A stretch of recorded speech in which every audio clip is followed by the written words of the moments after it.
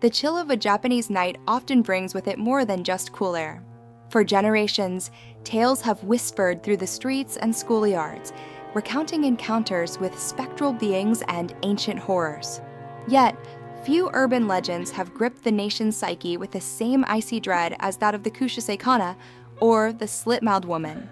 She is a modern phantom, a terror born not of ancient gods or primordial forests, but of a unique blend of historical tragedy, social anxieties, and the primal fear of the uncanny.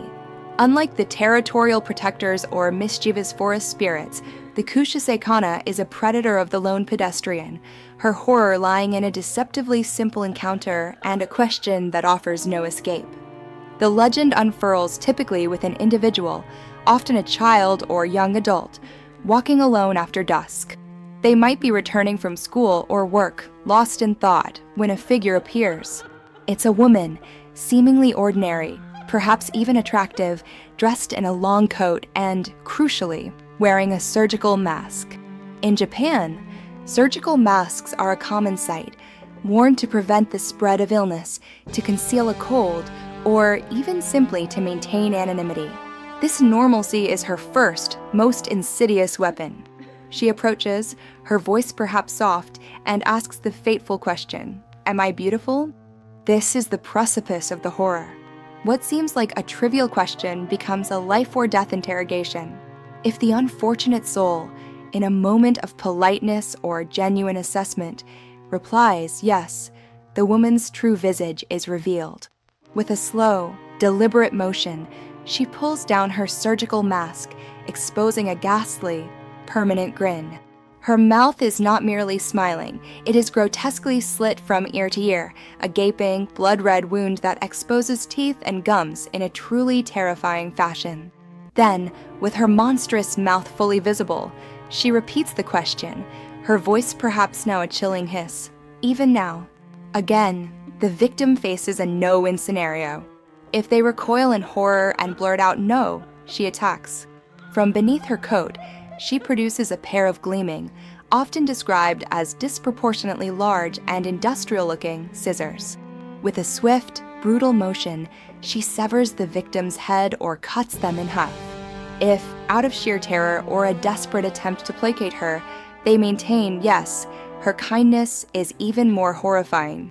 She does not kill them. Instead, she uses her scissors to carve their mouth into the same hideous, ear-to-ear slit as hers, forever branding them with her curse and condemning them to her existence. What if the initial answer to "Am I beautiful?" is no?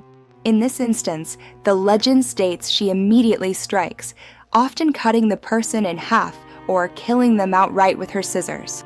The interaction is short, sharp, and brutally final. Unlike many ancient yokai that emerged from Shinto beliefs or Buddhist parables, the Kushisake-onna is a relatively recent phenomenon, solidifying in the late 1970s. Her genesis, however, is murky, a confluence of different fears and cultural anxieties. One popular theory posits her origin in a tragic tale from the Heian period. This story speaks of a beautiful, vain samurai's wife who was caught in an adulterous affair.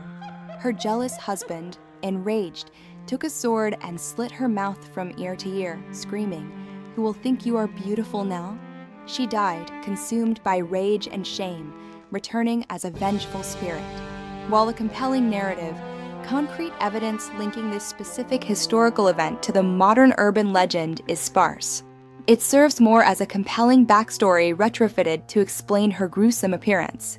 More plausibly, her modern resurgence in the late 1970s coincided with a period of social transformation and underlying anxieties in Japan. The 1970s saw an increase in discussions around cosmetic surgery, and some interpretations suggest the legend is a cautionary tale, reflecting fears of botched procedures or the societal pressure to conform to beauty standards. The grotesque slit mouth can be seen as a perversion of beauty, a horror hidden beneath a desire for perfection. Like many urban legends, she also taps into a universal fear, the threat posed by strangers. The mask initially offers a sense of safety, familiarity even, before it becomes the vehicle for terror. It's the wolf in sheep's clothing, or rather, the monster beneath the polite, everyday disguise.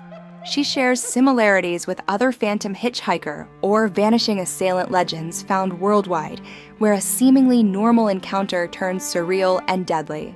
The late 70s in Japan also saw a boom in local gossip columns and sensationalist reporting. When reports of children being chased by a slit-mouthed woman began to circulate, they were amplified by word of mouth and then picked up by local newspapers and television, inadvertently fueling the hysteria. The Kushisake-onna legend wasn't just a chilling campfire story, it had tangible social consequences. In 1979, the rumors reached a fever pitch. Schools in various prefectures began taking extraordinary measures. Children were instructed not to walk home alone. Teachers and parents organized patrols, escorting groups of students to and from school. Police forces issued advisories and even increased patrols in certain areas, particularly around schools, responding to numerous panicked calls about sightings. While no one was ever officially caught or confirmed as the Slit-Mouthed Woman, the fear was very real. Children were genuinely terrified. Some parents reported their children having nightmares, refusing to go to school, or becoming overly anxious about walking outside. The legend had jumped from the realm of fiction into the very real world of social paranoia. As with any good legend, methods of escape or defense against the Kushisake-onna quickly became integrated into the lore. These are often inconsistent, varying by region, but they typically revolve around confusing or distracting her. Instead of yes or no, a common strategy is to reply with a non-committal answer such as SOSO or you look average. This supposedly confuses her, buying the victim precious seconds to flee while she tries to process the unexpected response. Some versions suggest that if you tell her you have an important appointment, she might let you go, as punctuality is highly valued in Japanese culture. Another quirky escape involves repeating the word pomade 3 times. This bizarre detail is thought to stem from a specific version of her origin where she was afraid of pomade, perhaps due to a past trauma or an aversion to the smell of hair grease. One popular and more recent addition to the lore suggests throwing hard candy at her. She is said to have a fondness for it, or perhaps the act of scrambling for the candy distracts her long enough for the victim to escape. This detail often adds a touch of absurdity to the horror, a common element in Japanese urban legends. The Kushisake-onna has transcended her 1970s origins to become a permanent fixture in Japanese popular culture and, increasingly, an icon of global horror. She has been the subject of numerous films, manga, anime, and television series. These adaptations often explore her backstory with varying degrees of tragedy and brutality. Her distinctive appearance and compelling narrative make her a natural fit for visual storytelling. Artists often depict her in chilling detail, emphasizing the stark contrast between her outwardly normal appearance and the horrific revelation of her mouth. She has made appearances as a terrifying enemy or a hidden lore element in horror video games, where players must find ways to outsmart or avoid her. Her legend has found fertile ground on the internet, spreading globally through creepypasta websites and horror forums, introducing her to new generations and cultures. The enduring power of the Kushisake-onna lies in several psychological factors. She presents a near-human face that is subtly wrong, then terrifyingly wrong.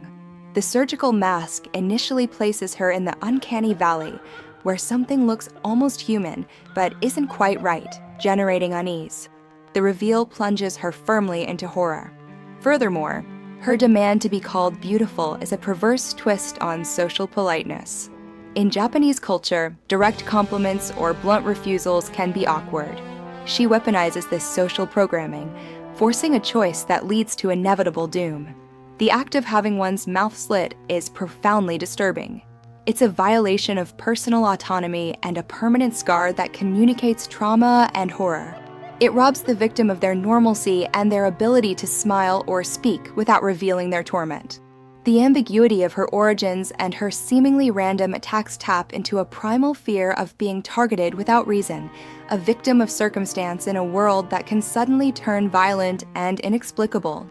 The Kushisake-onna is more than just a ghost story. She is a mirror reflecting societal anxieties about beauty, deformity, public safety, and the lurking darkness that can emerge from the seemingly mundane.